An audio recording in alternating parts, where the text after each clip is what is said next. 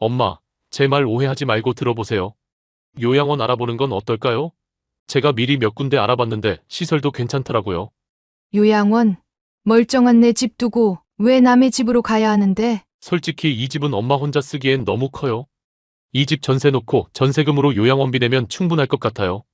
거기서 남는 돈은 저희가 잠깐 애들 학자금으로 써도 되고. 뭐, 이때껏 너희 키우고 대학까지 보냈는데 이제 조금 아프다고 내 집마저 뺏겠다고? 뺏는 게 아니라 솔직히 저희한테도 부담이에요. 애들 학원비도 많이 들어가고. 부담. 내가 언제 너희한테 손 내밀고 부담 준 적 있니? 아플 때도 혼자 참고 힘들 때도 혼자 견디고. 그건 엄마의 선택이었잖아요. 월 300만 원이면 전문 인력이 돌봐드린다는데 전세금 이자만으로도 요양원비 감당되고 나중에 집 다시 찾으시면 되잖아요. 내가 듣고 싶은 말은 그게 아니야. 거기 가면 얼마나 자주 보러 올 건데? 매주?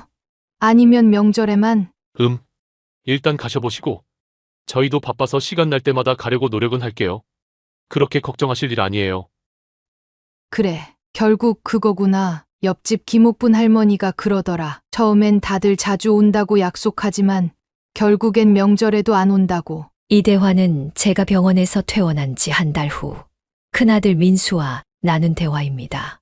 30년간 사회복지사로 수많은 노인분들을 상담해온 제가 정작 노후에 이런 상황을 맞게 될 줄은 꿈에도 몰랐습니다. 안녕하세요. 저는 대구에 사는 김영숙입니다. 올해 69세, 퇴직 후 1년 만에 심한 퇴행성 관절염 때문에 양쪽 무릎 인공관절 수술을 받았습니다. 그리고 그 후 자식들 눈치를 보며 서럽게 살아야 하는 현실에 직면했습니다.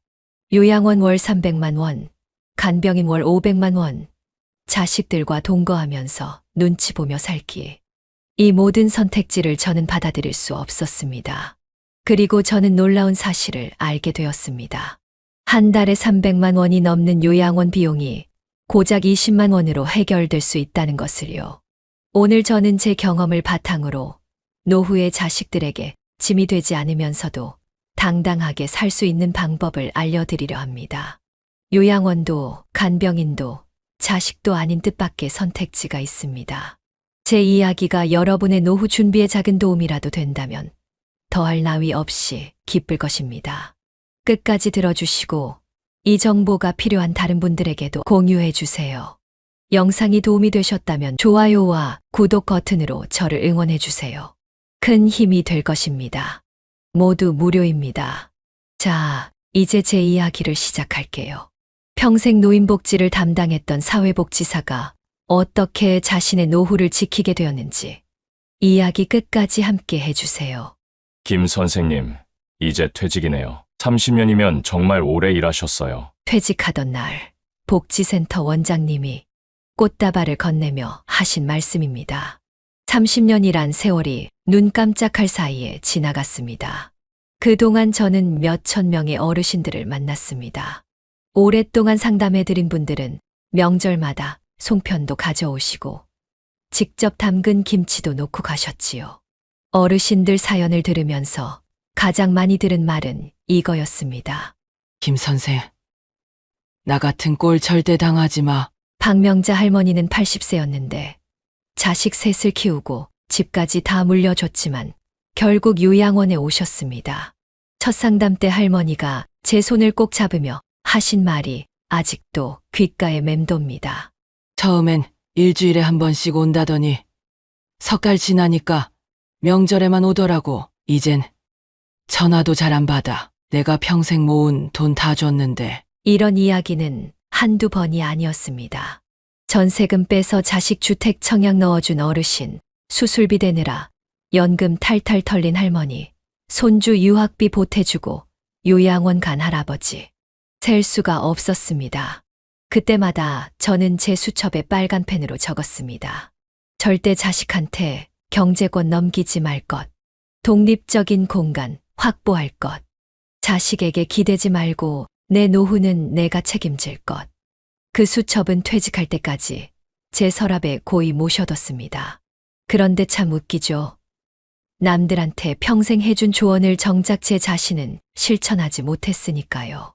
선생님은 퇴직하면 뭐 하실 거예요? 동료 선생님들이 물으면 저는 이렇게 대답했습니다.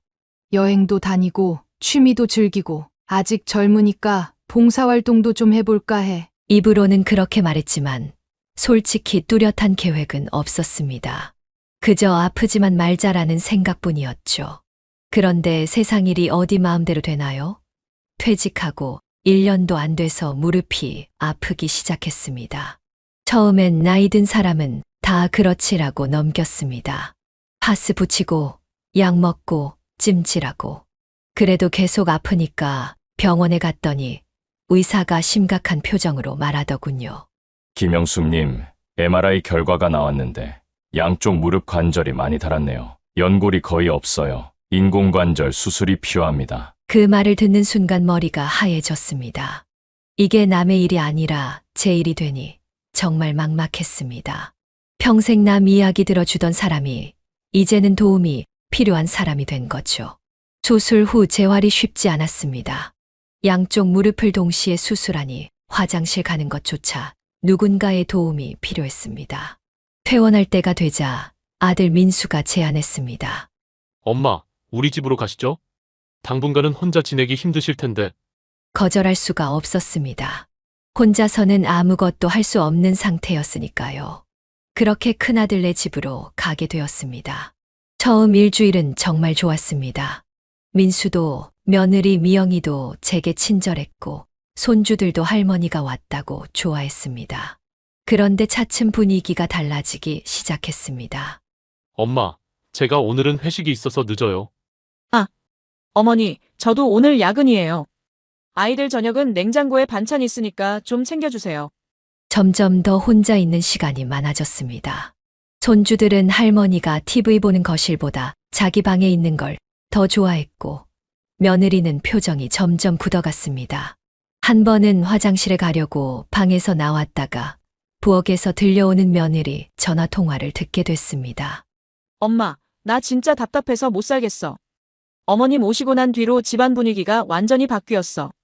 애들도 친구도 못 데려오고 남편도 집에 안 들어오려고 해. 그래도 시어머니인데 어쩌겠어. 조금만 참아. 아니, 나도 처음엔 그랬는데. 요즘 요양원 알아보고 있어. 300만 원이면 좋은 데 들어갈 수 있대. 어차피 재활 끝나면 가셔야 할 텐데 조금 일찍 가시는 게 낫지 않을까 싶어. 가슴이 철렁 내려앉았습니다.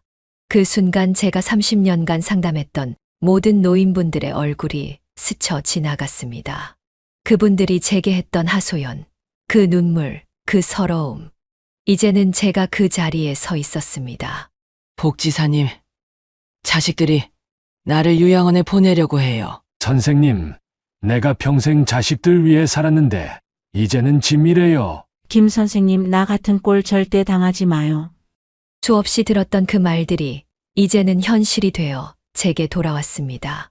침대에 누워 천장을 바라보며 생각했습니다. 내가 평생 노인 상담하면서 이렇게 될 줄 알았으면서 왜 내 노후는 준비 안 했을까? 그 순간 결심했습니다. 더 이상 자식 눈치 보며 서럽게 살지 않겠다고. 요양원에서 쓸쓸히 여생을 보내지 않겠다고. 내 삶은 내가 책임지겠다고. 하지만 쉽지 않았습니다. 경제적으로도 건강상으로도 독립이 어려웠으니까요. 간병인을 구하자니 한 달에 500만 원이 넘게 들었고 혼자 살자니 무릎이 아직 불편했습니다. 저는 30년간의 사회복지사 경험을 총동원해 다른 해결책을 찾기 시작했습니다. 큰 아들 집에서 한 달이 지났을 때 저는 더 이상 견딜 수 없었습니다. 특히 며느리 미영의 날카로워진 눈빛과 짧아진 대화가 너무 부담스러웠습니다. 민수야, 엄마 이제 좀 나아졌으니까 작은 딸네 집에도 가볼까 해. 아들은 잠시 당황하다가 이내 안도하는 표정을 지었습니다. 아, 그러세요? 지영이네도 좋아하겠네요. 언제 모셔다 드릴까요? 그 모셔다 드릴까요? 라는 말에서 저는 아들의 진심을 읽을 수 있었습니다. 빨리 가셨으면 좋겠다는.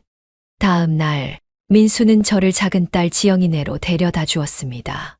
차 안에서 민수는 조심스럽게 말을 꺼냈습니다. 엄마, 미영이가 잘 모시지 못한 것 같아. 미안해요. 집이 좁아서 불편하셨죠? 아니야, 괜찮아. 너희들도 바쁘고 아이들도 있는데 신경 쓰였을 거야. 제 말에 민수는 쓴웃음을 지었습니다. 그래도 어머니, 지영이네는 신혼이라 더 불편하실 수도 있어요. 그래서 저희가 좋은 요양원 몇 군데 알아봤어요. 요양원? 네, 시설이 정말 좋은 곳들이에요. 한 달에 300만 원 정도면 어머니 연금으로 충분히. 그 순간 제 심장이 멎는 듯 했습니다. 아들은 이미 저를 처분할 계획을 세우고 있었던 겁니다. 민수야, 난 아직 요양원 갈 생각 없어. 내가 평생 노인복지 일했는데 그곳이 어떤 곳인지 누구보다 잘 알아. 하지만 엄마, 혼자 사시는 것도 위험하고. 내가 언제 혼자 살겠다고 했니? 지영이네 가서 좀 지내다가 내 건강 좀 더 좋아지면 그때 천천히 생각해 볼게. 민수는 더 이상 말을 잇지 못했습니다.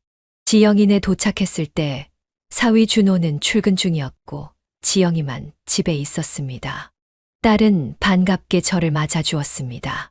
엄마, 드디어 왔네. 준비해둔 방 있어요. 아직 좀 좁지만. 지영이는 작은 방을 보여주었습니다. 신혼집이라 공간이 넉넉지 않았지만 딸이 정성껏 준비한 흔적이 보였습니다. 처음 며칠은 괜찮았습니다. 지영이는 제가 불편하지 않게 배려했고 퇴근 후에는 함께 TV도 보고 이야기도 나눴습니다. 하지만 점점 이 집에서도 분위기가 달라지기 시작했습니다. 엄마, 오늘 회사에서 회식이 있어서 냉장고에 반찬 있으니까 알아서 드세요. 그래, 딸. 너무 늦지 말고 와. 사위 준호도 처음엔 예의 바르게 행동했지만 점점 말수가 줄더니 결국엔 인사도 건성으로 하게 되었습니다. 어느 날 밤 제 방문 너머로 지영이와 준호의 말다툼 소리가 들렸습니다. 당신 어머니 언제까지 여기 계시게 할 거야? 내가 결혼할 때 이렇게 될 줄 알았으면 그럼 어쩌라고? 내 엄마 아프신데 어디로 모시라고? 그 오빠네도 있잖아. 왜 우리 집에만? 오빠네도 힘들대. 어머니 요양원 보내자고 하던데. 요양원. 글쎄, 그거 비용이 만만치 않을 텐데. 엄마 연금이랑 우리가 조금씩 보태면 되지 않을까? 저는 이불을 뒤집어 쓰고 눈물을 흘렸습니다. 평생 자식들 뒷바라지 하느라 제 노후는 생각도 못했습니다. 그리고 정작 제가 도움이 필요할 때 자식들은 저를 짐으로 여기고 있었습니다. 다음 날 아침 지영이는 평소보다 더 밝게 저를 대했습니다. 마치 어젯밤 대화를 들었을까 봐 불안한 듯한 태도였습니다. 엄마, 오늘 기분 어때요? 무릎은 좀 나아졌어요? 응, 조금씩 나아지고 있어. 다행이네요. 엄마, 사실 오빠가 어제 전화했는데 뭐라고 하던? 요양원 몇 군데 알아봤대요. 시설이 정말 좋은 곳들이래요. 엄마 연금으로 충분히. 이번엔 딸마저 더 이상 들을 필요가 없었습니다. 두 자식 모두 똑같은 말을 하고 있었으니까요. 지영아, 엄마 그런데 안 갈 거야. 엄마, 그게 아니라 엄마 건강 상태가 걱정돼서 그래요. 우리가 돌봐드리기 힘들잖아요. 돌봐달란 적 없어. 그냥 잠시 머물 곳이 필요했을 뿐이야. 그래도 엄마, 나중에 더 아프시면 어떡해요? 요양원은 전문가들이 24시간. 지영아, 엄마가 30년 동안 요양원에 계신 어르신들 상담해왔어. 그곳이 어떤 곳인지 너보다 100배, 1000배 더 잘 알아. 이제 그만 얘기하자. 딸은 입을 다물었지만 표정에서 불만이 역력했습니다. 그날 저녁 저는 짐을 싸기 시작했습니다. 지영이가 놀란 표정으로 물었습니다. 엄마, 뭐 하시는 거예요? 집에 갈 거야. 아니, 갑자기 왜요? 무슨 일 있었어요? 특별한 일은 없어. 그냥 엄마가 이제 너희한테 더 이상 부담 주기 싫어서. 엄마, 그게 무슨 말이에요? 누가 부담이래요? 말로는 안 해도 너희 눈빛에, 행동에 다 보여. 엄마도 남의 집 눈치 보며 사는 게 피곤해. 그래도 엄마 혼자는 위험하잖아요. 아직 무릎도 완전히 안 나았는데. 괜찮아. 엄마 집으로 돌아가서 간병인이라도 구할게. 지영이는 당황한 표정으로 남편에게 전화를 걸었습니다. 곧 준호가 퇴근하고 돌아왔고 세 사람이 거실에 모였습니다. 어머님, 갑자기 왜 그러세요? 저희가 뭐 불편하게 해드렸나요? 아니야. 너희가 잘못한 거 없어. 다만 내가 더 이상 너희 신혼집에 있는 게 맞지 않다고 생각해서. 어머님, 요양원은 정말 좋은 시설이에요. 저희 어머니도 3년째 계시는데 아주 만족하세요. 그 말에 제 가슴이 찔렸습니다. 사위의 어머니도 요양원에 계시다니 어쩌면 이 부부에게 시부모, 장모 모시는 일이 큰 부담이었을지도 모르겠습니다. 준호야, 고마워. 하지만 난 내 선택을 했어. 엄마는 집으로 돌아갈 거야. 그럼 간병인은요? 한 달에 500만 원이 넘게 들 텐데. 그건 내가 알아볼게. 다음 날 아침, 지영이 부부는 출근 준비를 하며 어색한 분위기를 만들었습니다. 그때 현관벨이 울렸습니다. 누구세요? 문을 열자 민수가 서 있었습니다. 오빠, 왜 왔어? 어머니 모시러 왔어. 민수는 제게 다가와 말했습니다. 어머니, 짐 다 챙기셨어요? 제가 모시러 왔습니다. 모시러. 어디로? 일단 저희 집으로요. 그리고 요양원 둘러볼 곳 몇 군데 예약해뒀어요. 제 표정이 굳어지자 민수가 급히 말을 이었습니다. 아니, 그냥 구경만 하시라고요. 마음에 안 드시면 안 가셔도 돼요. 이제 저는 확실히 깨달았습니다. 자식들에게 더 이상 기댈 수 없다는 것을. 제가 소중히 여겼던 가족의 유대감은 이런 현실적인 문제 앞에서 너무나 쉽게 무너져 버렸습니다. 민수야, 고맙지만 난 집으로 돌아갈 거야. 택시 불러줄래? 어머니, 무릎 상태로 혼자 계시는 건 너무 위험해요. 제발, 내 선택은 내가 해. 내가 걱정하는 건 이해하지만, 이제 내 인생은 내가 책임질 거야. 그렇게 저는 제 집으로 돌아왔습니다. 8주 만에 다시 찾은 집은 먼지가 쌓여 있었지만, 그래도 제 공간이었습니다. 제가 마음대로 할 수 있는 눈치 볼 필요 없는 공간. 하지만 현실적인 문제가 남아 있었습니다. 아직 무릎이 완전히 회복되지 않은 상태에서 어떻게 혼자 생활할 것인가. 간병인을 고용하자니 연금으로는 턱없이 부족했습니다. 바로 그때 제 인생의 전환점이 찾아왔습니다. 집으로 돌아온 첫날, 저는 무릎 통증 때문에 거의 움직이지 못했습니다. 화장실 가는 것조차 큰 고통이었습니다. 집안일은 엄두도 못 냈고요. 하지만 자식들에게 전화할 수는 없었습니다. 그렇게 되면 바로 요양원 가세요 라는 말만 돌아올 테니까요. 결국 저는 간병인 알선 업체에 전화를 걸었습니다. 김영숙님, 24시간 간병이 필요하시다고요? 네.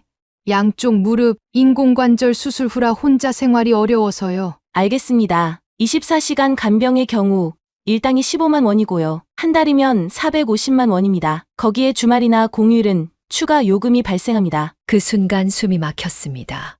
연금이 월 180만 원인데 간병비만 450만 원이라니요. 그렇다고 요양원에 들어갈 생각은 없었습니다. 제가 평생 노인복지 일을 하며 봐온 요양원의 현실을 너무 잘 알았으니까요. 좀 더 저렴한 옵션은 없을까요? 하루 12시간만 필요하시면 일당 8만 원, 한 달에 240만 원 정도예요. 그래도 제 연금으로는 감당하기 힘든 금액이었습니다. 하지만 어쩔 수 없었습니다. 일단 석 달만이라도 간병인을 써보기로 했습니다. 무릎이 좀 나아지면 그때부터는 혼자서도 생활할 수 있을 거라고 생각했으니까요. 네. 일단 12시간 간병으로 해주세요. 다음 날부터 간병인 박 씨가 오게 되었습니다. 60대 초반의 여성으로 꽤 경험이 많아 보였습니다. 안녕하세요, 김영숙님. 제가 앞으로 도와드릴 박미자입니다. 네. 잘 부탁드립니다. 처음 며칠은 괜찮았습니다. 박 씨는 집안일도 틈틈이 해주고 제가 화장실 가는 것도 도와주었습니다. 하지만 일주일쯤 지나자 문제가 생기기 시작했습니다. 제가 내일은 나오기 좀 어려울 것 같아요. 대신 다른 분이 오실 거예요. 아, 그러세요? 알겠습니다. 다음 날 온 간병인은 20대 중반의 젊은 여성이었습니다. 경험이 적어서인지 제 상태를 잘 이해하지 못했고 화장실 동행도 불편해했습니다. 할머님 죄송한데 내일부터는 또 다른 분이 오실 거예요. 이런 식으로 간병인이 자주 바뀌기 시작했습니다. 매번 새로운 사람에게 제 상태와 집안 상황을 설명하는 게 너무 힘들었습니다. 게다가 어떤 날은 간병인이 아예 오지 않기도 했습니다. 죄송합니다. 김영숙님, 오늘 배정된 간병인이 급한 일이 생겨서 못 온다고 합니다. 내일은 정상적으로 올 겁니다. 그날 저는 하루 종일 침대에서 나오지 못했습니다. 물 한 잔 마시려고 부엌에 가다가 넘어질 뻔한 적도 있었습니다. 그렇게 한 달이 지나자 간병비로 240만 원이 나갔습니다. 연금 180만 원으로는 턱없이 부족해 적금을 깨서 메웠습니다. 그런데 더 큰 문제는 따로 있었습니다. 간병인이 집에 있는 동안 제 사생활이 전혀 없다는 점이었습니다. 가족도 아닌 남이 항상 내 집에 있는 느낌이 너무 불편했습니다. 지인들이 찾아와도 편하게 대화할 수 없었고, TV도 내 마음대로 볼 수 없었습니다. 화장실 가는 것조차 누군가의 도움을 받아야 했으니 인간으로서의 존엄성이 무너지는 느낌이었습니다. 결국 자식들에게 전화를 걸어 도움을 청하기로 했습니다. 민수가 제 집으로 찾아왔습니다. 어머니, 제가 말했잖아요. 혼자 생활하시기 힘들다고. 알았다. 민수야, 내 말이 맞았어. 그럼 이제 요양원 견학이라도 한번 가보실래요? 정말 좋은 곳들 많아요. 저는 잠시 침묵했다가 고개를 끄덕였습니다. 요양원만이 유일한 선택지인 것처럼 보였으니까요. 다음 날 민수는 저를 행복요양원이라는 곳으로 데려갔습니다. 외관은 호텔처럼 깨끗하고 고급스러웠습니다. 로비에는 꽃이 가득했고 직원들은 모두 미소를 짓고 있었습니다. 어서 오세요, 김영숙님. 저희 행복요양원을 찾아주셔서 감사합니다. 원장이 직접 나와 저를 맞이했습니다. 그는 시설을 안내하며 자랑스럽게 설명했습니다. 저희는 24시간 간호사가 상주하고 있고 의사도 매일 방문합니다. 식사는 영양사가 직접 개개인의 건강 상태에 맞춰 준비하고요. 시설은 정말 훌륭했습니다. 넓은 방, 깨끗한 화장실, 다양한 프로그램이 있는 활동실까지. 하지만 그곳에 계신 어르신들의 눈빛은 너무나 공허했습니다. 저는 그 눈빛을 30년간 봐왔습니다. 몸은 편할지 몰라도 마음은 전혀 편하지 않은 눈빛이었습니다. 민수가 물었습니다. 어머니, 어떠세요? 괜찮아 보이죠? 비용은 얼마인데? 한 달에 300만 원이요. 거기에 추가 서비스는 별도고요. 그러니까 내 연금으로는 턱없이 부족하네. 걱정 마세요, 어머니. 제가 보태드릴게요. 저는 한숨을 쉬었습니다. 자식에게 경제적으로 의존하고 싶지 않았는데 이제는 그마저도 받아들여야 하는 상황이 되었습니다. 원장이 저를 어르신들이 계신 휴게실로 안내했습니다. 그곳에서 저는 깜짝 놀랄 사람을 만났습니다. 김 선생님, 지팡이를 짚고 있는 이씨 할머니였습니다. 제가 5년 전에 상담해 드렸던 분이었습니다. 할머니, 여기 계셨군요. 원장이 잠시 자리를 비켜주었고 저는 이 할머니와 대화를 나눌 수 있었습니다. 선생님까지 여기 오시게 됐나요? 아니요. 아직은 견학만 온 거예요. 어떠세요? 여기 생활은? 할머니는 주변을 둘러본 후 작은 목소리로 말씀하셨습니다. 처음엔 괜찮았어요. 깨끗하고 밥도 잘 나오고. 그런데 자식들이 점점 안 오더라고요. 처음엔 일주일에 한 번씩 왔는데 이제는 명절에도 잘 안 와요. 그랬군요. 그리고 여기 생각보다 감옥 같아요. 모든 일과가 정해져 있어요. 몇 시에 일어나서 몇 시에 밥 먹고 몇 시에 텔레비전 보고 내 마음대로 할 수 있는 게 하나도 없어요. 할머니의 눈에서 눈물이 흘러내렸습니다. 김 선생님, 제발 여기 오지 마세요. 아직 선택권이 있으실 때 다른 방법을 찾아보세요. 그 순간 제 마음이 확고해졌습니다. 절대로 요양원에 가지 않겠다고 말이죠. 비록 간병인을 쓰는 것도 자식들과 함께 사는 것도 쉽지 않았지만 적어도 제 자유와 존엄성은 지킬 수 있었으니까요. 민수에게 말했습니다. 민수야, 고맙지만 요양원은 안 갈래. 어머니, 왜요? 시설 너무 좋잖아요. 시설이 문제가 아니야. 엄마는 여기서 살 수 없어. 집으로 돌아오는 차 안에서 민수는 계속 저를 설득하려 했습니다. 하지만 제 마음은 이미 정해졌습니다. 절대로 요양원에 가지 않고 더 이상 자식들에게 의존하지도 않을 것이라고요. 하지만 간병인 비용도 감당하기 어려운 상황에서 제가 할 수 있는 선택은 대체 무엇이었을까요? 집에 도착해 민수를 돌려보낸 후 저는 창밖을 바라보며 한참을 생각에 잠겼습니다. 요양원 비용 300만 원, 간병인 비용 240만 원에서 500만 원, 연금은 180만 원. 어떻게 해도 제 힘만으로는 해결할 수 없는 비용이었습니다. 다른 방법이 있을 거야. 반드시 있을 거야. 그날 밤, 저는 노인복지 관련 자료를 뒤적이며 밤을 샜습니다. 30년간의 경험을 총동원해 다른 대안을 찾기 위해서였죠. 그리고 마침내 제 인생을 바꿀 해결책을 발견했습니다. 다음 날 아침, 저는 집 근처 주민센터에 갔습니다. 노인복지 관련 정보를 더 얻고 싶었거든요. 휠체어를 빌려 타고 갔는데 다리가 아픈 상태로 가기가 쉽지 않았습니다. 김영숙님, 오랜만이네요. 퇴직하셨다고 들었어요. 주민센터 직원 정 씨가 반갑게 인사했습니다.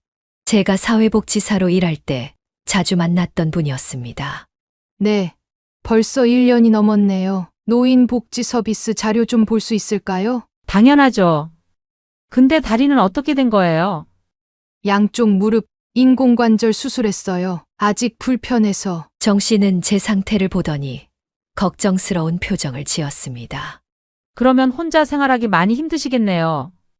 혹시 고령자 복지주택 들어보셨어요? 고령자 복지주택이요. 그게 뭔가요? 정 씨는 게시판으로 저를 안내했습니다. 거기에는 LH 고령자 복지주택 입주자 모집 포스터가 붙어 있었습니다. LH에서 65세 이상 어르신들을 위해 특별히 지은 임대주택이에요. 월세가 아주 저렴하고 어르신들 편의시설이 잘 갖춰져 있어요.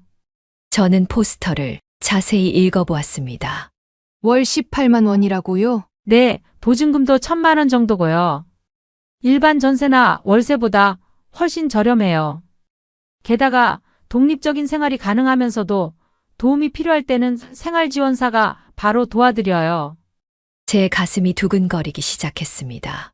요양원 300만 원, 간병인 240만 원에 비해 월 18만 원은 연금 180만 원으로도 충분히 감당할 수 있는 금액이었습니다.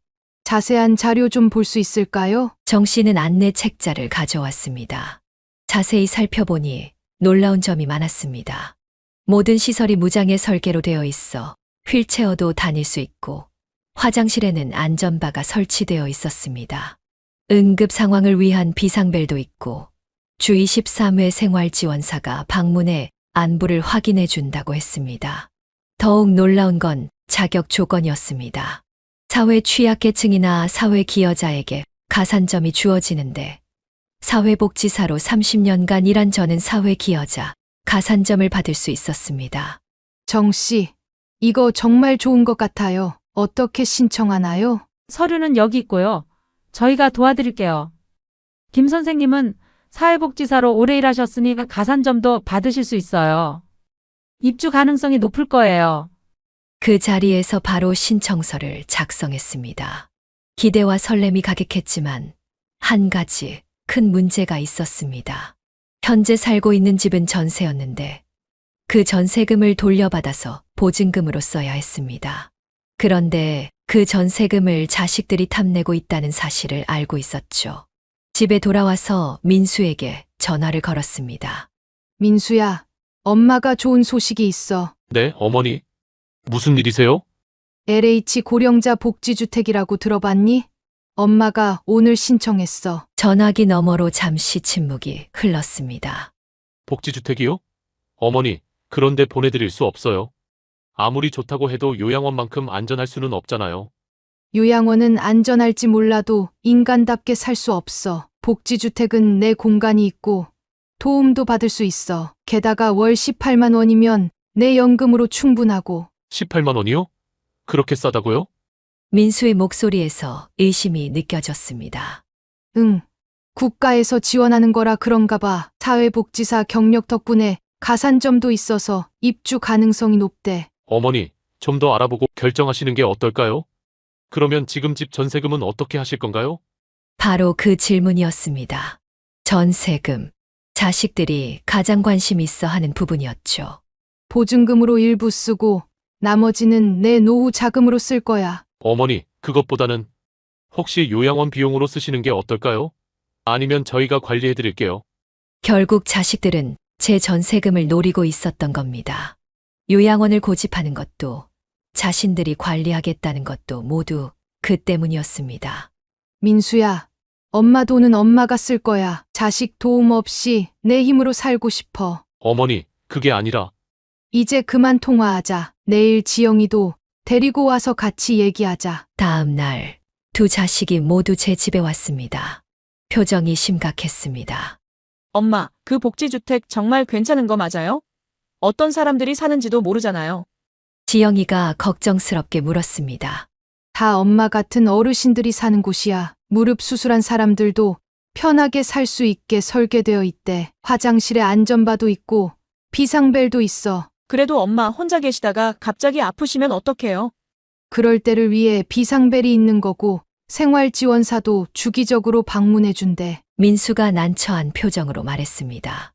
어머니, 전세금은 어떻게 하실 거예요? 솔직히 민지 대학 등록금이 있어서. 드디어 속내를 드러냈습니다. 손녀 민지의 대학 등록금을 제 전세금으로 충당하려는 것이었습니다.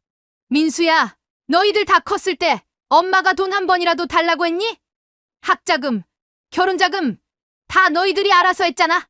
이제 와서 엄마 돈 타령하지 마. 어머니, 그게 아니라 그만해. 엄마가 자식들 키우느라 내 노후는 한 번도 제대로 준비 못했어. 이제 와서 얼마 안 되는 전세금마저 뺏길 순 없어. 지영이가 눈물을 글썽이며 말했습니다. 엄마, 우리가 엄마 재산 노린 적 없어요. 그냥 걱정돼서. 걱정이면 요양원 얘기는 왜 자꾸 꺼내니? 엄마가 30년간 요양원에 계신 어르신들 만나면서 뭘 느꼈는지 알아? 자식들이 부모님을 보내놓고 점점 발길이 끊어지는 현실을. 방 안에 무거운 침묵이 흘렀습니다. 민수가 한숨을 쉬며 말했습니다. 어머니가 정 그러시겠다면, 복지주택에 가시겠다면, 그럼 기존 집 정리는 제가 도와드릴게요. 저는 고개를 젓고 단호하게 말했습니다. 필요 없어. 엄마가 알아서 할게. 정 씨가 다 도와준다고 했어. 지영이가 불안한 표정으로 물었습니다. 정말 괜찮으시겠어요?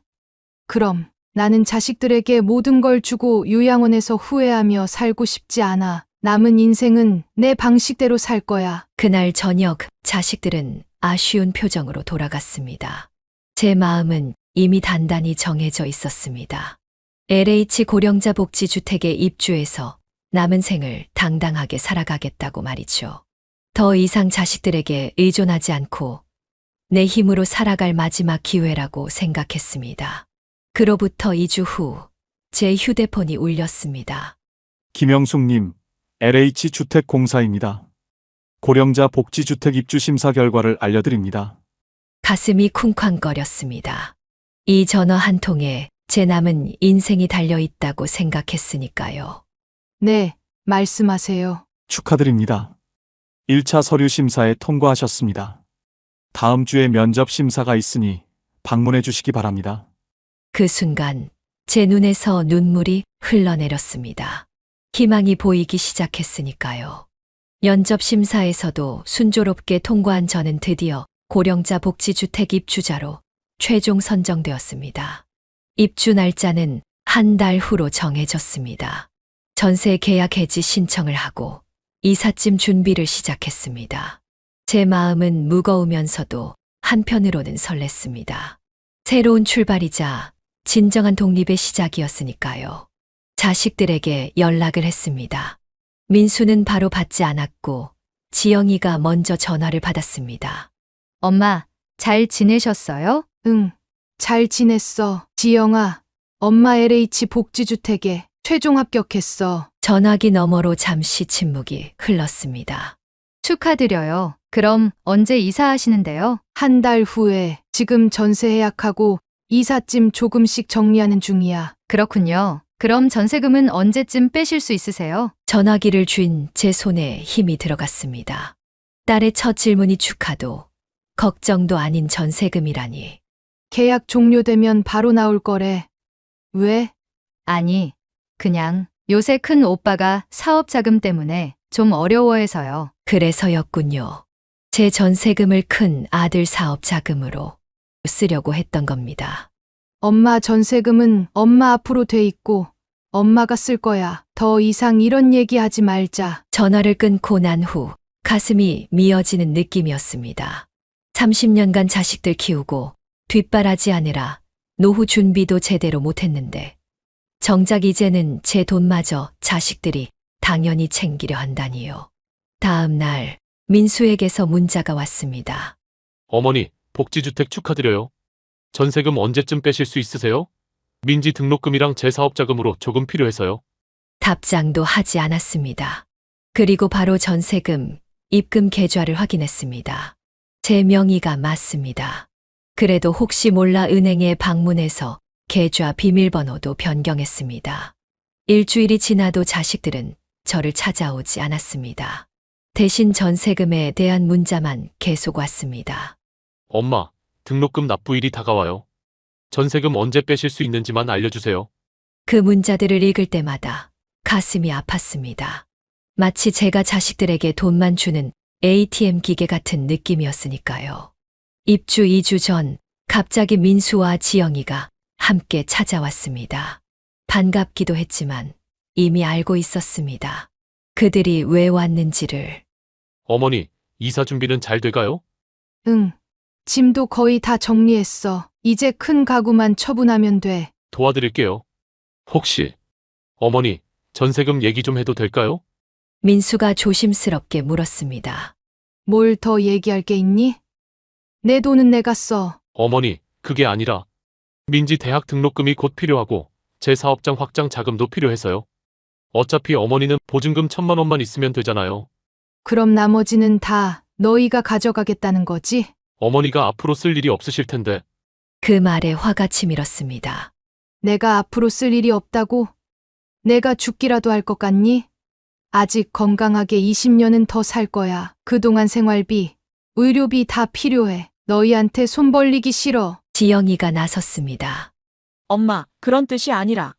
엄마가 앞으로 월세 18만 원만 내면 되니까 남은 돈은 저희가 활용하면. 지영아, 그만해. 제 목소리가 떨렸습니다.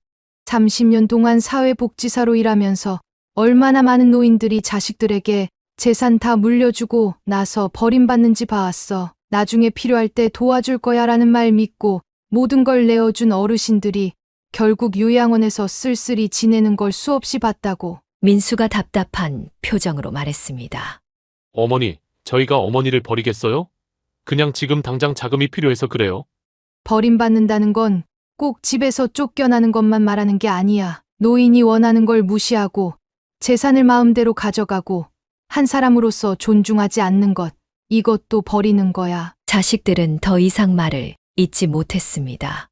지금이라도 늦지 않았어. 엄마가 이제 선을 긋는 거야. 엄마 돈은 엄마가 쓰고 나중에 엄마가 없으면 그때 너희가 가져가. 그게 올바른 순서야. 민수가 한숨을 쉬며 말했습니다. 알겠어요, 어머니. 죄송해요.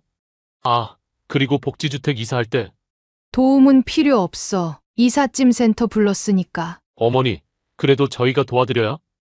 됐어. 정 씨가 다 도와주기로 했어. 두 자식은 어색한 분위기로 자리에서 일어났습니다. 문 앞에서 지영이가 돌아보며 물었습니다. 엄마, 그래도 가끔 보러 와도 돼요? 물론이지. 언제든 와. 단, 전세금 얘기만 빼고. 현관문이 닫히고 혼자 남겨진 저는 소파에 털썩 주저앉았습니다. 눈물이 왈칵 쏟아졌습니다. 제가 평생 상담했던 노인들의 말이 귓가에 맴돌았습니다.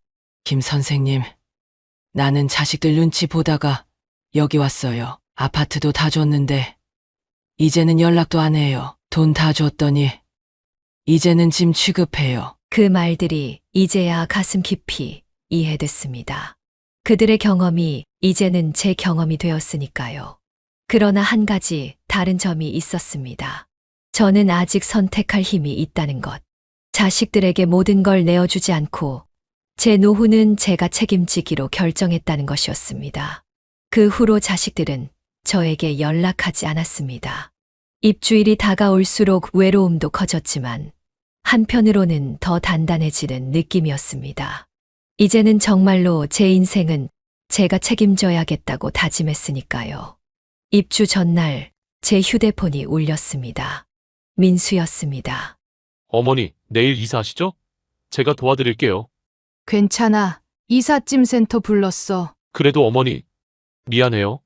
전세금 때문에 그렇게 말씀드려서. 알았어. 너도 사정이 있었겠지. 그럼 새 집 구경은 가도 될까요? 잠시 망설이다가 대답했습니다. 그래. 이사 끝나고 정리되면 언제든 와. 전화를 끊고 난 후 마음이 조금은 편안해졌습니다. 자식들과 완전히 관계를 끊고 싶은 건 아니었으니까요. 다만 경제적으로는 완전히 독립하고 싶었을 뿐이었습니다. 다음 날 모든 짐을 챙겨 새로운 보금자리로 향했습니다.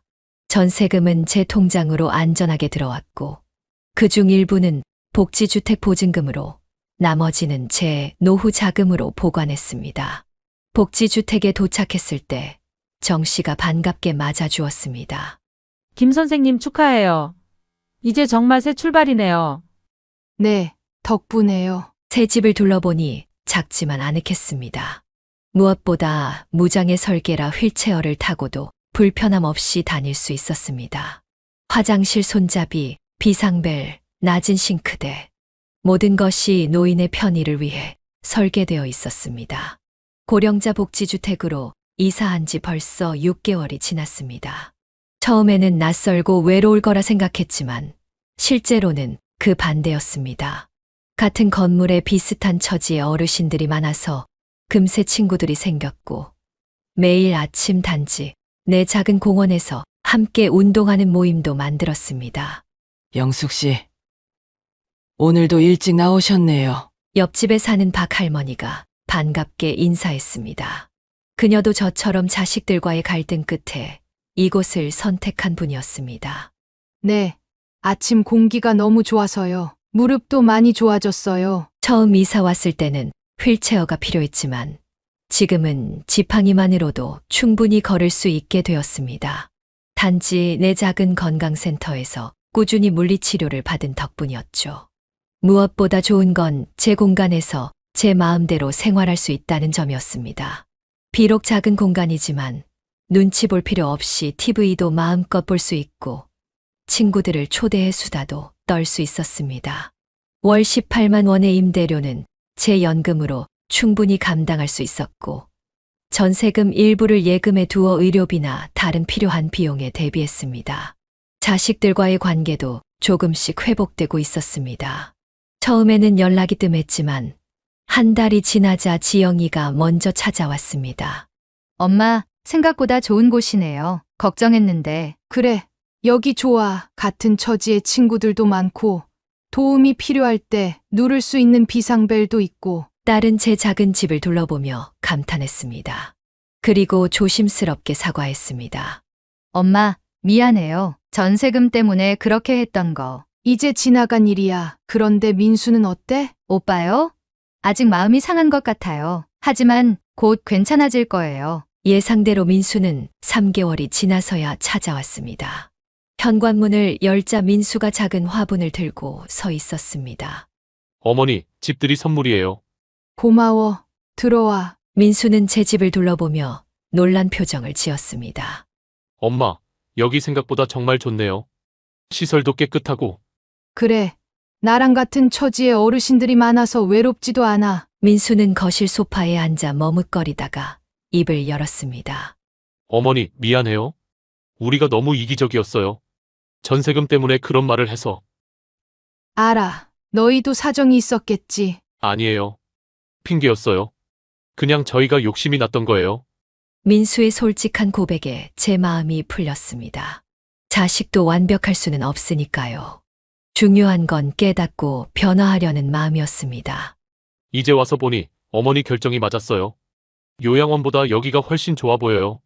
그래, 엄마는 여기서 아주 잘 지내고 있어. 그날 이후로 자식들은 한 달에 한 번씩 정기적으로 찾아오게 되었습니다. 이전처럼 전세금 얘기는 하지 않았고 진심으로 제 생활을 걱정해주는 모습이었습니다. 더욱 놀라운 변화는 제 자신에게 찾아왔습니다. 사회복지사 경험을 살려 단지 내 어르신들을 위한 상담 봉사를 시작했습니다. 매주 목요일 오후 단지 내 작은 도서관에서 어르신들의 고민을 들어주는 시간을 가졌습니다. 김 선생님, 덕분에 제 마음이 한결 가벼워졌어요. 이런 말을 들을 때마다 보람을 느꼈습니다. 일하던 때처럼 꼭 필요한 존재라는 느낌, 누군가에게 도움이 된다는 느낌이 정말 좋았습니다. 또한 동네 복지관에서 컴퓨터 강좌를 듣기 시작했습니다. 처음에는 생소했지만 이제는 스마트폰으로 영상통화도 하고 인터넷 쇼핑도 할 수 있게 되었습니다. 세상과의 소통 창구가 더 넓어진 느낌이었습니다. 이웃들과 함께하는 소소한 즐거움도 생겼습니다. 매주 토요일은 같은 층 어르신들과 함께 작은 김치를 담그거나 반찬을 만드는 날이었습니다. 모두 각자의 사연을 가진 분들이었지만 서로를 이해하고 돕는 마음은 같았습니다. 영숙 씨, 당신 참 용기 있었어요. 자식들 눈치 보지 않고 이렇게 당당하게 선택하다니. 이웃 최할머니의 말씀에 웃으며 대답했습니다. 저도 처음엔 두려웠어요. 자식들 버릇 없어질까봐. 또 내가 혼자 살 수 있을까 걱정도 됐고요. 하지만 결국 제 삶은 제가 선택해야 한다고 생각했어요. 복지주택에 입주한 지 1년이 되던 날, 저는 작은 파티를 열었습니다. 자식들과 이웃들을 초대해 함께 식사하는 자리였습니다. 민수와 지영이도 가족들을 데리고 왔고, 단지 내 친구들도 여러 참석했습니다. 어머니, 1주년 축하드려요. 정말 행복해 보이세요. 민수의 말에 고개를 끄덕였습니다. 그래, 이제야 진짜 내 삶을 찾은 것 같아. 식사 후 이웃들은 돌아가고 자식들만 남았을 때 제가 말했습니다. 너희들에게 하고 싶은 말이 있어. 두 자식이 긴장한 표정으로 저를 바라보았습니다. 걱정 마. 나쁜 얘기 아니야.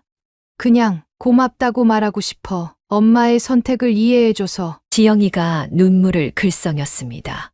엄마, 우리가 고마워해야죠. 엄마가 이렇게 당당하게 살아가는 모습을 보니까 우리도 배우게 돼요. 그래. 그러니까 너희도 나중에 나이 들면 미리미리 준비해. 자식들에게 의존하지 말고. 모두 웃음이 터졌습니다. 이제는 그런 얘기도 편하게 할 수 있게 된 것이 기뻤습니다. 이런 생활이 계속되면서 저는 점점 더 깨닫게 되었습니다. 노후에도 선택지는 얼마든지 있다는 것을, 그리고 그 선택은 결국 자신이 해야 한다는 것을 말이죠. 지금 저는 69세로 아직 20년, 아니 그 이상 살 수도 있습니다. 그 시간을 자식 눈치 보며 서럽게 살 필요도 없고 요양원에서 쓸쓸히 지낼 필요도 없습니다. 내 힘으로, 내 마음대로 당당하게 살 수 있습니다. 이 이야기를 들으시는 분들, 특히 저와 비슷한 나이의 분들께 말씀드리고 싶습니다. 자식들 눈치 보지 않아도 됩니다. 요양원에서 후회하지 않아도 됩니다. 우리의 삶은 아직 끝나지 않았습니다. 오히려 지금이야말로 진정한 자유를 누릴 수 있는 시간일지도 모릅니다. 이제 저는 더 이상 자식들에게 의지하지 않습니다. 제 노후는 제가 책임지고 제 선택은 제가 합니다. 그렇게 새로운 인생을 살고 있습니다. 제 이야기가 조금이라도 도움이 되셨다면 영상의 좋아요와 구독 버튼을 눌러주세요. 더 많은 분들이 이런 정보를 얻을 수 있도록 주변 분들과 공유해 주시면 정말 감사하겠습니다. 여러분의 작은 응원이 저와 비슷한 상황에 처한 많은 어르신들에게 용기와 희망이 될 수 있습니다. 여러분의 노후도 행복하고 당당하길 진심으로 바랍니다. 제 긴 얘기 들어주셔서 감사합니다.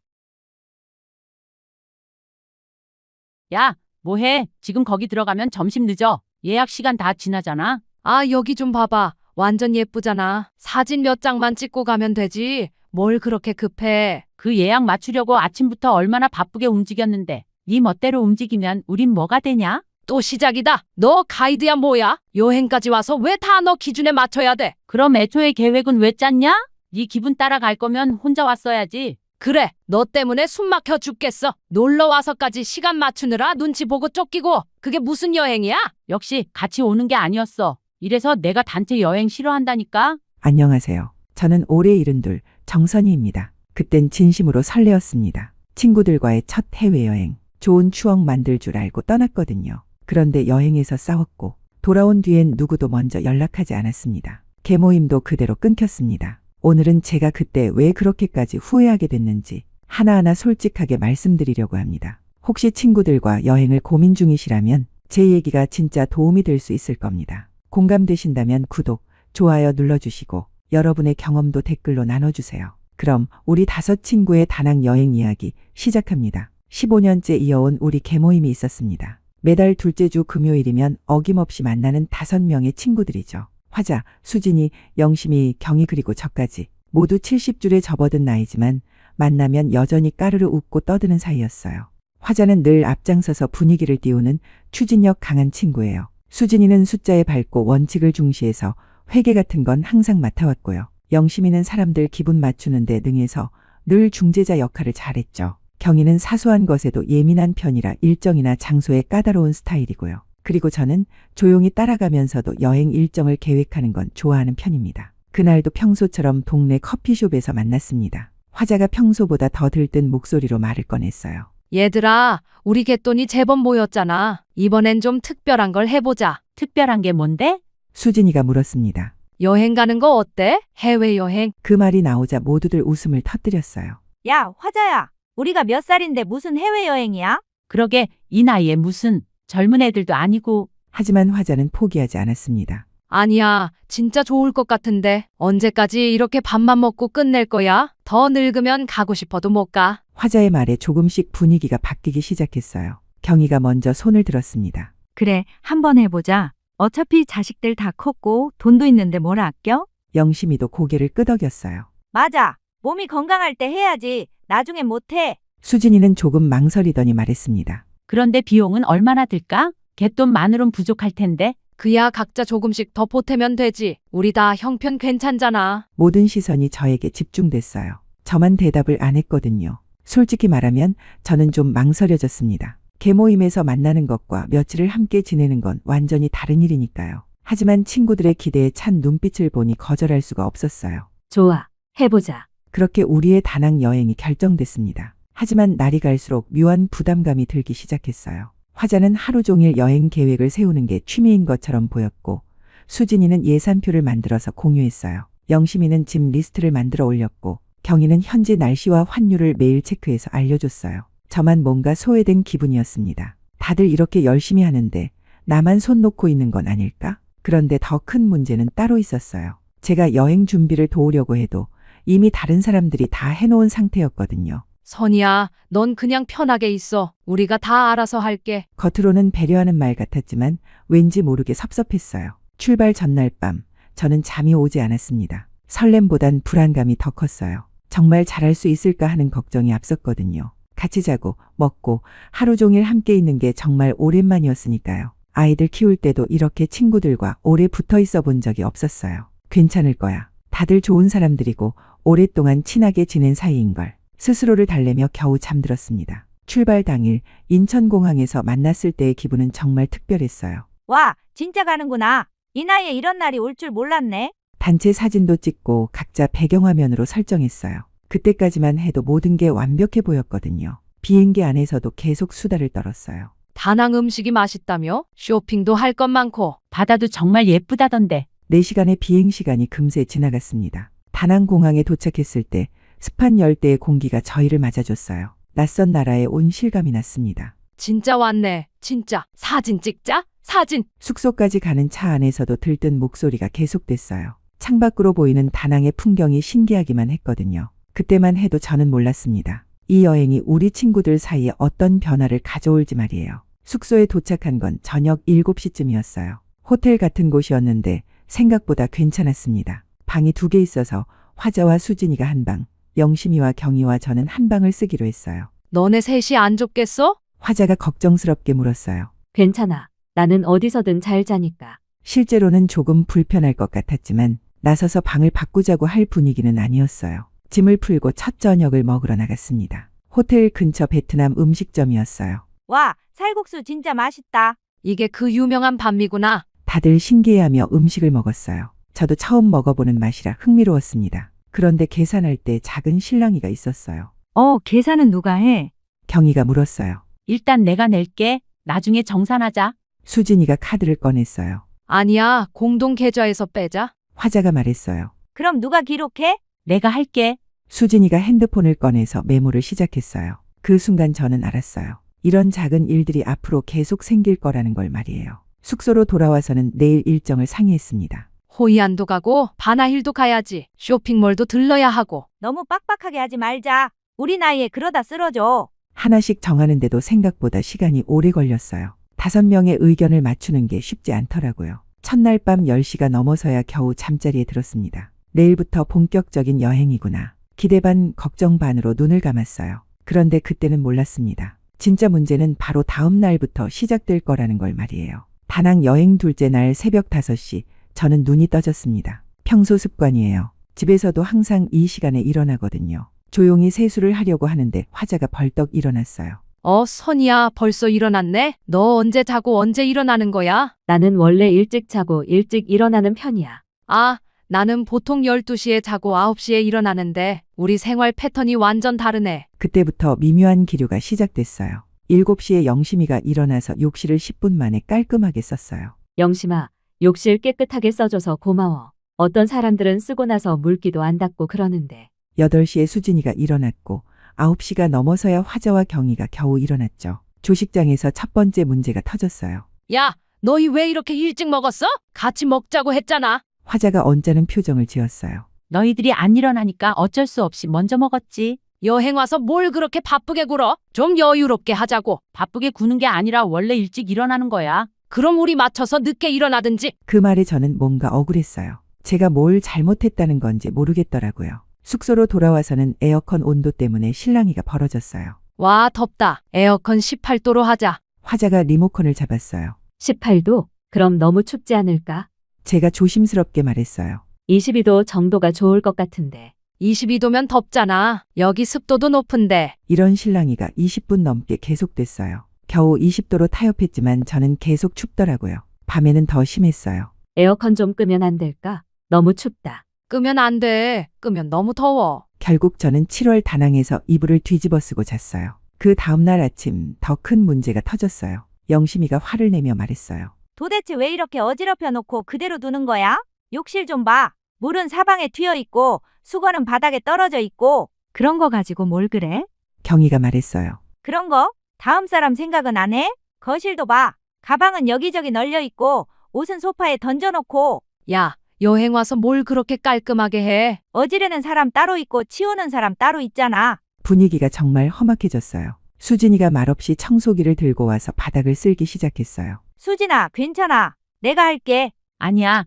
나 원래 이런 거 신경 쓰이는 성격이야. 수진이 표정이 좋지 않았어요. 뭔가 화가 난 것 같았어요. 그날 저녁 발코니에서 수진이와 둘이 앉아 있었어요. 선이야, 괜찮아? 응, 괜찮아. 나도 좀 지쳐. 계속 눈치 보게 되네. 맞아. 집에서는 이런 일이 없었는데. 각자 자기 집에서 자기 방식대로 살 때는 몰랐던 일들이 생기네. 그때 화자가 나왔어요.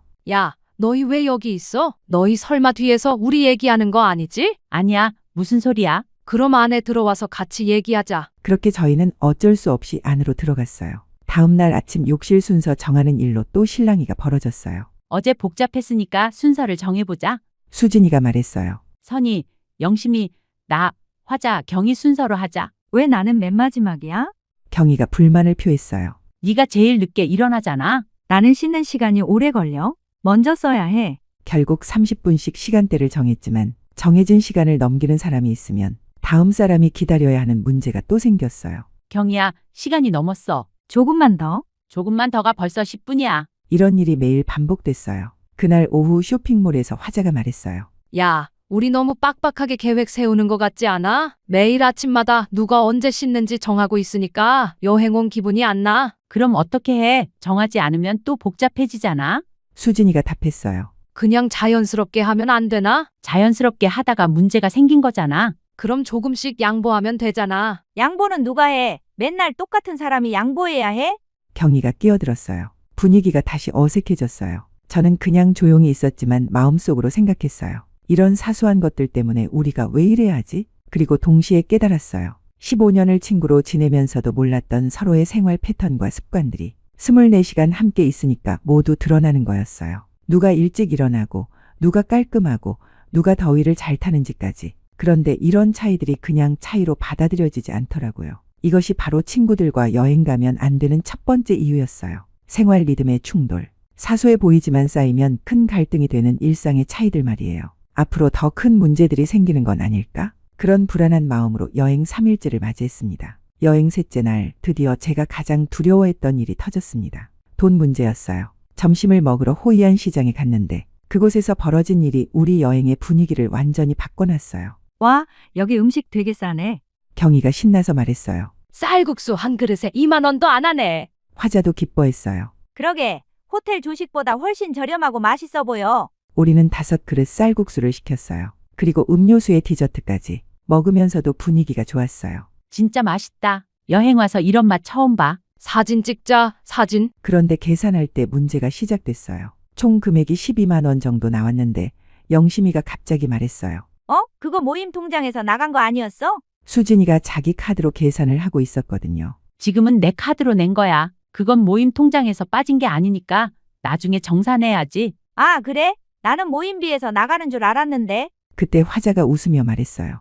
야, 그냥 대충 계산하자. 이런 거 따지고 들면 재미없어. 그 말에 수진이 얼굴을 굳어졌어요. 처음부터 정확하게 하기로 한 거잖아. 이런 식이면 다음부터 못 맡아? 순간 공기가 차가워졌어요. 수진아, 뭘 그렇게 예민하게 굴어? 몇만 원 가지고. 몇만 원이 문제가 아니야. 원칙의 문제지. 저는 그때 깨달았어요. 돈은 그냥 돈이 아니구나 하고요. 그날 오후 기념품 가게에서 더 큰 갈등이 벌어졌어요. 저는 손주들 선물을 고르고 있었는데 화자가 말했어요. 선이야, 우리 저기 바닷가 전망 레스토랑 가자. 유튜브에서 봤는데 정말 예쁘대. 얼마나 해?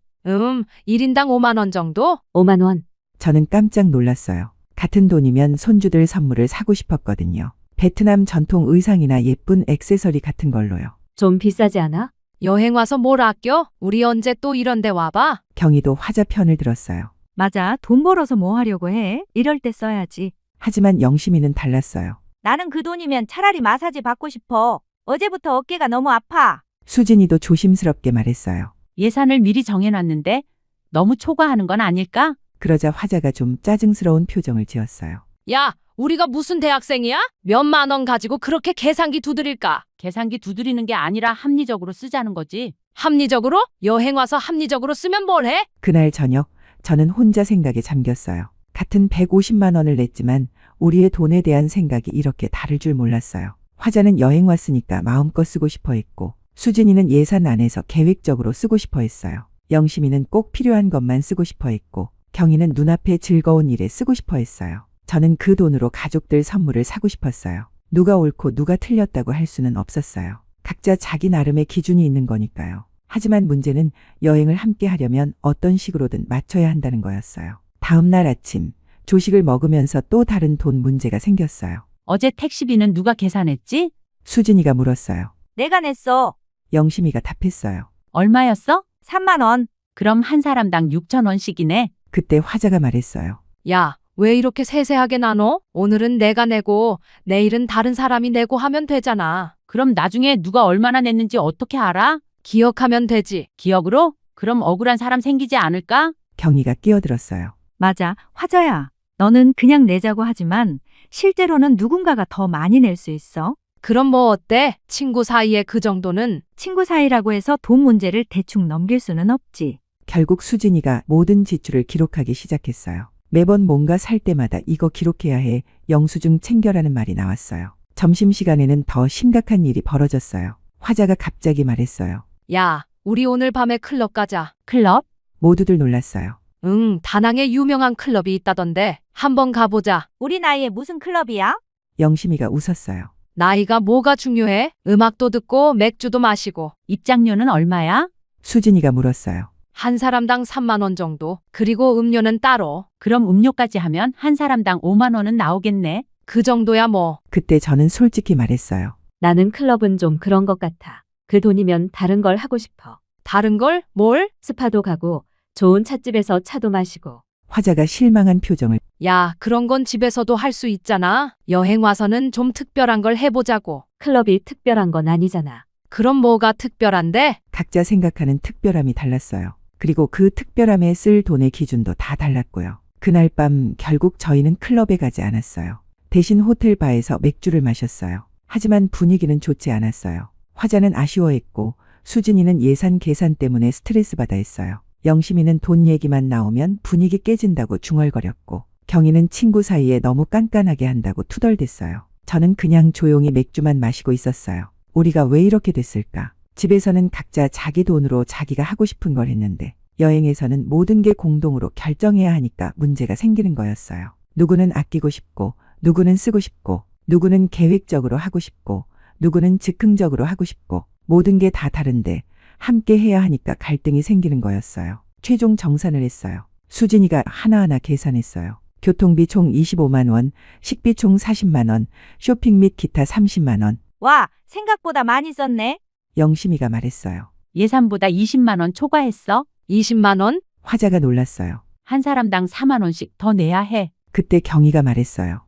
나는 쇼핑 많이 안 했는데도 똑같이 내야 해. 공동 비용이니까 똑같이 나눠야지. 그럼 처음부터 개별 계산하지 그랬어? 또 실랑이가 시작됐어요. 결국 1시간 넘게 계산하고 따지고 해서 겨우 정리했어요. 하지만 모두의 표정이 좋지 않았어요. 택시 안에서 아무도 말이 없었어요. 저는 창밖을 보면서 생각했어요. 돈이 오가니까 말도 바뀌는구나. 평소에는 서로 배려하고 이해하던 친구들이 돈 문제만 나오면 계산적이 되고 예민해졌어요. 누구의 잘못도 아니었어요. 그냥 돈에 대한 감각이 달랐을 뿐이에요. 어떤 사람은 여행에서만큼은 마음껏 쓰고 싶어 했고, 어떤 사람은 계획적으로 쓰고 싶어 했어요. 어떤 사람은 친구 사이에 세세하게 나누는 걸 싫어했고, 어떤 사람은 정확하게 나누는 걸 당연하게 생각했어요. 모두 다 맞는 말이었어요. 하지만 그 다름이 갈등이 되었던 거죠. 이것이 바로 친구들과 여행 가면 안 되는 두 번째 이유였어요. 돈에 대한 감각 차이. 같은 금액을 내고도 쓰고 싶은 곳이 다르고, 돈을 대하는 방식이 다르면 결국 갈등이 생길 수밖에 없다는 걸 깨달았어요.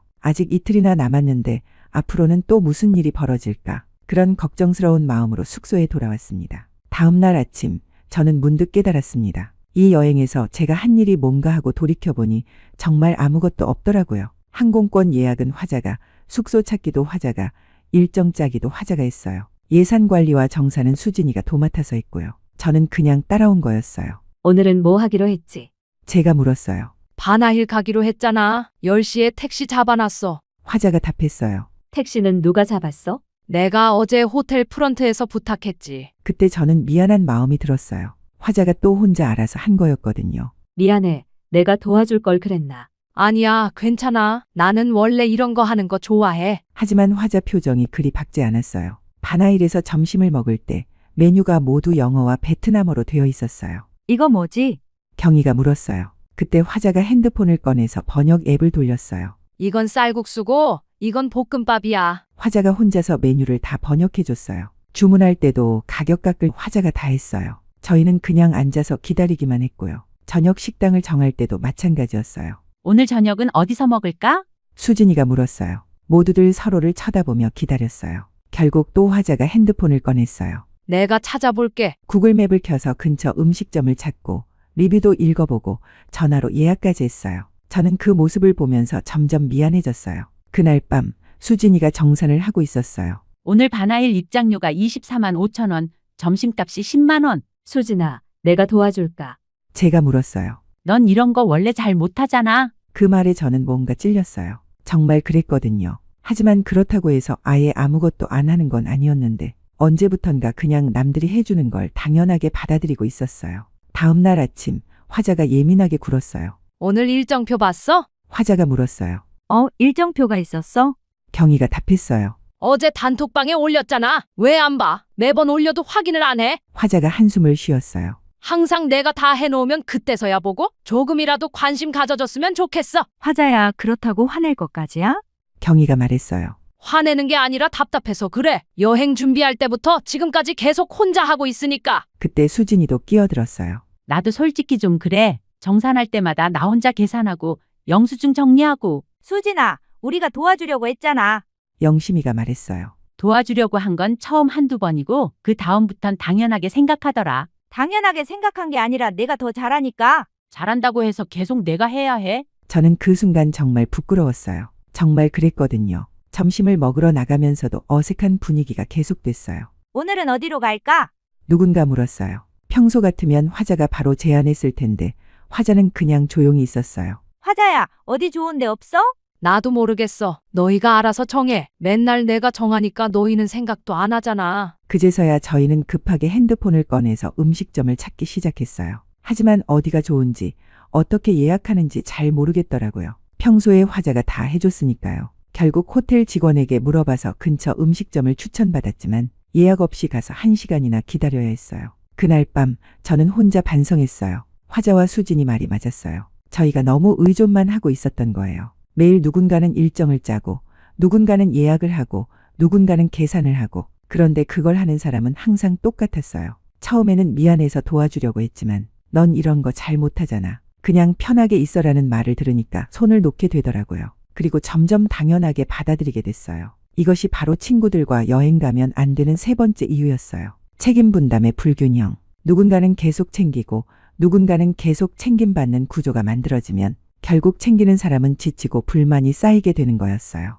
작은 일에 감사하지 않는 순간 관계는 금이 간다는 걸 느꼈어요. 내일은 마지막 날인데 이 분위기로 어떻게 여행을 마무리할까? 그런 걱정스러운 마음으로 잠들었습니다. 여행 마지막 날 기념품을 사러 한시장에 갔습니다. 저는 손주들 선물을 고르고 있었어요. 베트남 전통 의상과 예쁜 액세서리들을 보면서 하나하나 정성스럽게 골랐어요. 수민이는 이 원피스 좋아할 것 같고 준호는 이 모자가 어울릴 것 같네. 그런 생각을 하며 즐거운 마음으로 쇼핑을 하고 있었는데요. 영심이가 제 옆에 와서 웃으며 말했어요. 야, 넌 여기까지 와서도 손주 생각하냐? 재미없게 산다 너. 그 말에 저는 조용히 손에 들고 있던 작은 옷을 내려놨어요. 그저 한마디였지만 이상하게 마음이 툭 내려앉았어요. 웃고 넘겼어야 했는데 웃을 수 없었어요. 영심이는 아무 생각 없이 한 말이었을 거예요. 평소에도 농담 섞어서 그런 말 자주 하는 사람이거든요. 하지만 그 순간 저는 뭔가 서러웠어요. 내가 재미없게 사는 건가? 손주들 생각하는 게 잘못된 건가? 저에게는 그게 가장 소중하고 행복한 일인데 말이에요. 그냥 예뻐서 그런 거야. 저는 작은 목소리로 말했어요. 아, 뭐 그럴 수도 있지. 그런데 가끔은 네 자신도 생각해봐. 영심이는 그렇게 말하고는 다른 곳으로 가버렸어요. 그날 오후 카페에서 쉬고 있을 때도 마음이 계속 불편했어요. 다른 친구들은 여행 사진을 보며 즐겁게 얘기하고 있었는데 저만 멍하니 창밖을 바라보고 있었어요. 선이야, 괜찮아? 수진이가 물었어요. 응, 괜찮아. 거짓말이었어요. 피곤한 게 아니라 마음이 상했던 거예요. 하지만 그 말을 할 수는 없었어요. 너무 사소한 일 같았거든요. 저녁을 먹으러 가면서 영심이가 또 말했어요. 오늘 시장에서 본 그 베트남 전통 모자 예뻤는데 안 샀어?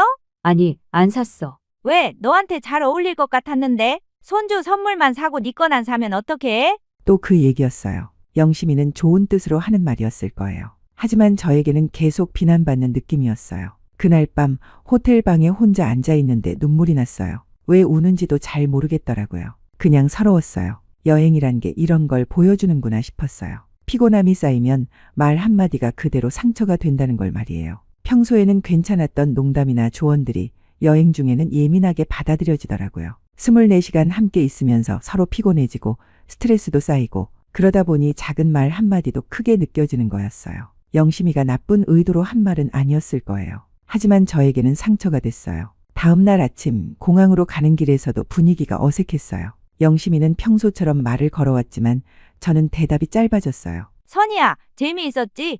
응. 다음에 또 가자. 그래. 경희도 제가 뭔가 이상하다는 걸 눈치챈 것 같았어요. 공항에서 체크인을 하면서 화자가 말했어요. 다들 즐거웠어? 응, 좋았어. 다들 대답했지만 진심 같지는 않았어요. 그때 저는 알았어요. 이 여행이 우리에게 어떤 의미인지를요. 단순히 즐거운 추억만 만든 게 아니라 서로에 대해 몰랐던 모습들을 보게 된 거였어요. 그리고 그 모습들이 꼭 좋은 것만은 아니었다는 걸요. 이것이 바로 친구들과 여행 가면 안 되는 네 번째 이유였어요. 말 한마디의 상처. 평소에는 웃고 넘어갔을 말들이 여행에서는 마음에 깊이 박히게 된다는 거예요. 서로 예민해져 있고 피곤해져 있으니까 작은 말 한마디도 크게 받아들이게 되더라고요. 인천공항에 도착해서 헤어질 때 모두들 수고했어, 즐거웠어라고 말했지만 뭔가 어색했어요. 출국할 때 찍었던 웃는 사진과는 완전히 다른 분위기였어요. 집으로 가는 지하철 안에서 저는 여행 내내 찍었던 사진들을 봤어요. 처음에는 모두 웃고 있었는데 갈수록 표정들이 어색해지는 게 보였어요. 여행은 끝났지만 뭔가 씁쓸한 기분이 남았어요. 귀국 비행기에서 저희 5사람은 각자 조용히 창밖을 봤습니다. 아무도 말이 없었어요. 출국할 때 찍었던 웃는 사진은 더 이상 열어보고 싶지 않았어요. 3박 5일이 이렇게 길게 느껴진 적이 없었거든요. 집에 도착해서 짐을 정리하면서 혼자 생각했어요. 이젠 여행 대신 점심 한 끼가 더 나을지도 몰라. 정말 그런 생각이 들었어요. 2-3시간 만나서 밥 먹고 차 마시고 헤어지는 게 훨씬 편하겠다 싶었거든요. 계모임 단톡방은 한동안 조용했고 다시 만나자는 말도 없었어요. 일주일이 지나고 화자가 처음으로 톡을 올렸어요. 다들 잘 지내지? 다음 모임은 언제로 할까? 평소 같으면 어디서 만날까? 뭐 먹을까? 이런 얘기들이 오갔을 텐데 그런 말은 없었어요. 드디어 계모임 날이 왔습니다. 평소 가던 커피숍에서 만났는데 분위기가 예전 같지 않았어요. 다들 여행 갔다 오고 아픈 데는 없지? 화자가 어색하게 말을 꺼냈어요. 응, 괜찮아. 대화가 이어지지 않더라고요. 예전 같으면 여행 얘기로 2시간도 모자랐을 텐데 이번에는 30분 만에 여행 얘기가 끝났어요. 다음에 또 여행 가고 싶어? 누군가 물었어요. 아무도 또 가자라고 말하지 않았어요. 그때 저는 깨달았어요. 한 번의 여행이 친구에 대한 판단 기준이 되어버렸다는 걸요. 그때 보니까 걔의 성격 다 보이더라는 말이 떠올랐어요. 화자는 너무 주도적이었고 수진이는 너무 꼼꼼했어요. 영심이는 너무 예민했고 경희는 너무 무심했어요. 예전에는 그냥 친구들의 성격이었던 것들이 여행 후에는 단점으로 보이기 시작한 거예요. 그 다음 모임부터는 한 명씩 빠지기 시작했어요. 이번 주는 바빠서 못 갈 것 같아? 나도 약속이 있어서. 처음에는 정말 바쁜 줄 알았어요. 하지만 점점 모임 참석률이 떨어지더라고요. 6개월 후에는 5명이 모두 모인 적이 한 번도 없었어요. 1년 후 단톡방도 조용해졌어요. 생일 축하 메시지나 명절 인사 정도만 오갔을 뿐이에요. 다음에 바라는 말은 하지만 실제로 만나자는 구체적인 제안은 아무도 하지 않았어요. 그렇게 15년간 이어온 저희 계모임은 자연스럽게 끝났어요. 여행 한 번 때문에요. 지금 돌이켜보면 그 친구들을 미워하지는 않아요. 저는 여전히 친구들을 좋아하지만 너무 가까이 다가가면 깨지는 사이도 있다는 걸 알게 되었어요. 각자 자기 집에서 자기 방식대로 살 때는 모를 일들이 함께 있으니까 모두 보이게 된 거죠. 그리고 그 차이들을 받아들이기보다는 불편함으로 받아들이게 됐고요. 이것이 바로 친구들과 여행 가면 안 되는 마지막 5번째 이유예요. 여행은 추억이 아닌 기준이 된다는 것. 한 번의 여행이 오랜 관계를 돌이킬 수 없게 바꿔버릴 수 있다는 걸 말이에요. 24시간 함께 있으면서 보게 된 서로의 진짜 모습들이 앞으로 그 사람을 바라보는 시각을 완전히 바꿔버리는 거예요. 이제는 알아요. 친구와의 거리는 마음이 남을 만큼만 가까우면 된다는 걸요. 너무 가까워지면 오히려 멀어질 수 있다는 걸요. 그 여행 이후 우리는 한 번도 다시 만나지 않았습니다. 계모임 통장도 단톡방도 그대로 멈춘 채로 시간이 흘렀죠. 한 번의 여행이 오랜 관계를 이렇게 무너뜨릴 수 있다는 걸 그제야 알게 되었습니다. 그렇다고 그 친구들을 미워하진 않아요. 그저 서로 너무 가까워졌고 너무 많이 기대했을 뿐이죠. 혹시 여러분도 여행을 계기로 멀어진 인연이 있으신가요? 아니면 오래된 친구와의 관계를 지켜온 특별한 비결이 있으신가요? 아래 댓글에 여러분의 이야기도 나눠주세요. 이 영상이 마음에 드셨다면 구독과 좋아요로 따뜻한 응원도 부탁드립니다. 다음 이야기에서도 노후의 삶의 지혜로 다시 찾아뵙겠습니다. 감사합니다.